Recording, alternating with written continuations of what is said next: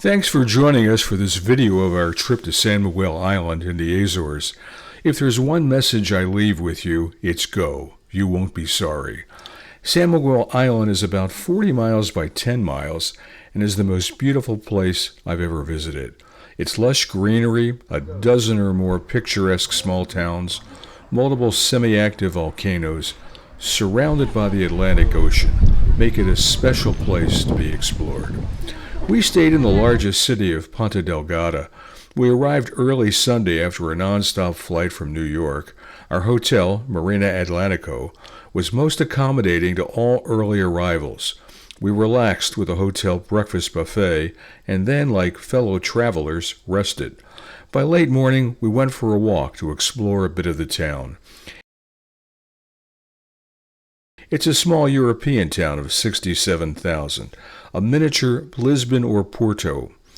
Rather than focus on Ponta Degada itself, we're going to focus on the island's natural beauty and a few of its small, picturesque small towns. Our hotel concierge was top drawer and suggested we visit the tea factories in the hills. We did rent a car, and off we went to explore the north side of the island of 140,000. The roads are excellent. However, the signage could be easier to follow. Did we get lost on day one? Yep. Google Maps or a GPS is an absolute necessity. Porto Formosa Tea, or Sha, was our first stop on a bright, incredibly sunny day. Walking down to the reception area, we were stunned by the beauty of the north side. The factory was welcoming to guests and gave everyone a chance to sample their tea in a small, relaxed restaurant setting. The restaurant doubled as a small gift shop. At Porto Formosa, however, the factory's concentration is on the tea. Tea is a big business on the island. In fact, it's the only place in Europe where tea is grown. The terraced rows of tea plants that mark the volcanic hills provide a break from the dairy and corn cultivation. Our second tea factory was a short drive. You could see more and more tea plants growing on the hills as we got close to Sha Goriana. Founded in 1883, its factory produces about 30 tons of tea a year. In the hills around the plantation, tea is king. We happened to be there in September during the end of the harvest season. Sha Goriana's plant is open to tourists. Tea processing is something you don't see in the United States.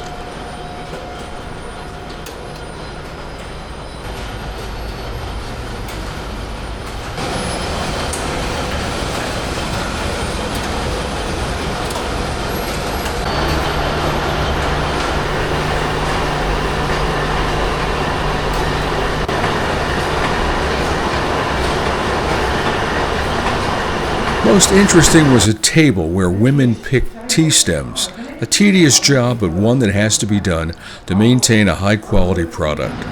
Goriana has a big gift shop and luncheon area. We relaxed on the porch outside with a light lunch and took in the beauty of the tea and the north side of the island.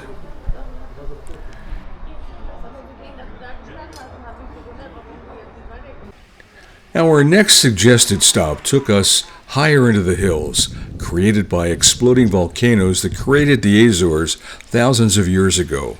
We were told we had to see the waterfalls at, and pardon my pronunciation, Ribeira dos Caldeirões State Park.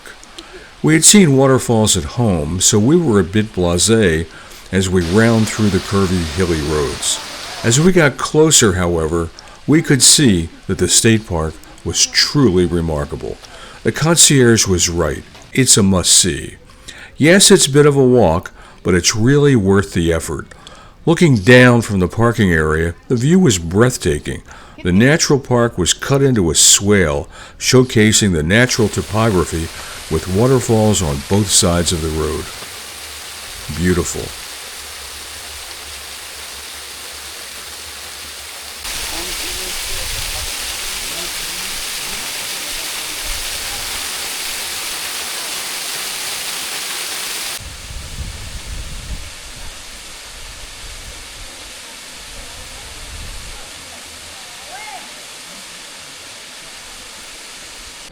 Halfway down to the waterfall, a small restaurant provides a respite where you can just take in Mother Nature and watch the people.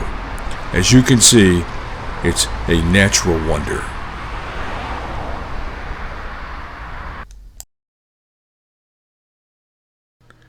Day 3 took us to the Furnace Valley on the north-central side of the island, to Seti Sedatus on the west side.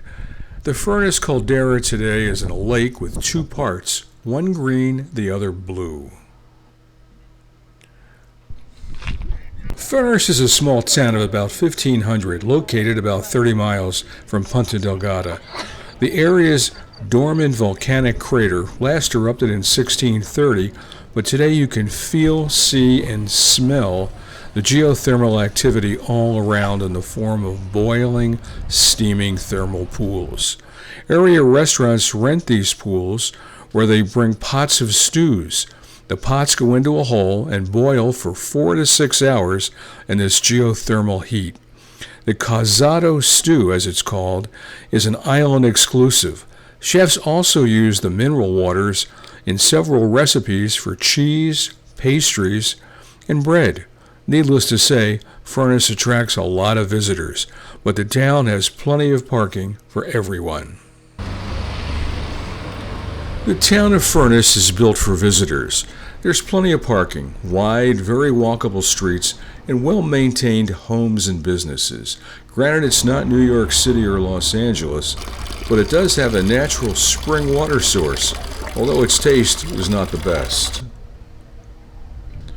It is a place where you can sit back, relax, take a great walk, and take in a way of life that's too often lacking in the United States.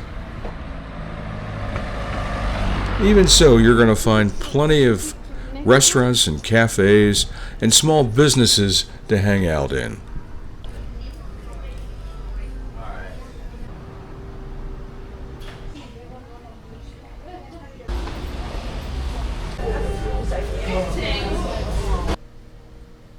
And like most European cities, you're going to find that the local churches are inviting and open to visitors at most times of the day. From Furnace, we drove about 25 minutes to the other end of the island, to Seti Sedatus. Seti too is marked by a split caldera, or what was left by a volcano thousands of years ago. The overlook provides another great vista with the natural waters, a pretty town nestled in the foothills, and the ocean just beyond.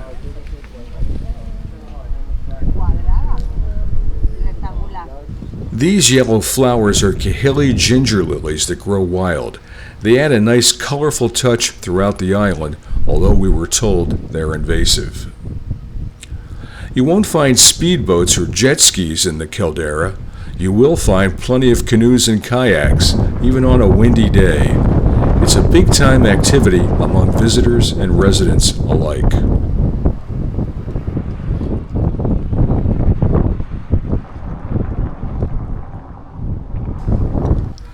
The folks at Seti have a good sense of humor, putting Boston and Toronto in the same direction as Lisbon and Paris. Seti's another tourist town. The locals are friendly and they assist visitors. At a local mini-mart, we were told to have lunch at Restaurant Lagoa Azul. It offered a very reasonable, fixed-price buffet that included wine. The food was locally sourced with lots of fish and vegetables, quite good, and the staff were very accommodating. We used the restaurant as a jumping-off spot to walk the town. Besides the nearby volcanic lake, it's a perfect spot for a leisurely vacation. With white paint and orange tile roofs everywhere, the architecture is a mix of the old and the new. Although we didn't see any traditional hotels, Seti is full of vacation home rentals.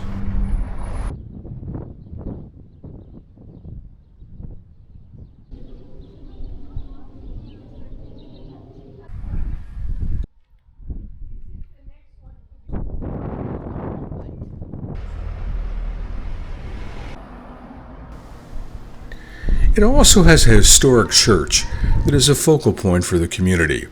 It's not overly elaborate, but simple and neat, like Seti itself.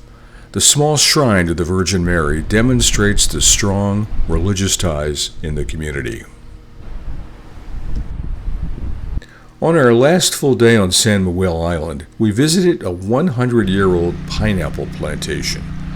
We had shared a tasty, tender pineapple dessert with dinner earlier in the week in Ponta Degada. Now we understood why. Compared to those at home, the pineapples are tiny and very sweet. After walking the hothouses, we stopped in the mini pineapple cafe where we all had a local drink. Our next stop was at the Volcano of Fire, a still active volcano about 20 minutes from the pineapple plantation. Located almost exactly in the center of the island, it's a wildly popular site. It can be shrouded in clouds as it was in the morning, but today they lifted in the afternoon. Because it's so popular, friendly police limit traffic going up the mountain. So for €5, we boarded a bus for the trip up curving, narrow roads. Smart move, since parking was almost non-existent. You're up so high you get to look back at Ponta Degada. The town and the marina district were clearly visible. The bus ride was fun, especially since I could sit back and not worry about the switchbacks. The caldera was impressive. You're at a point on the island where you can see almost from end to end, and it gives you an appreciation for how the various volcanoes created the Azores millions of years ago. Our bus driver took us to several overlooks. He kept us on a tight schedule since our bus was the last of the day. It would have been a long walk back. The Volcano of Fire is another spot not to be missed.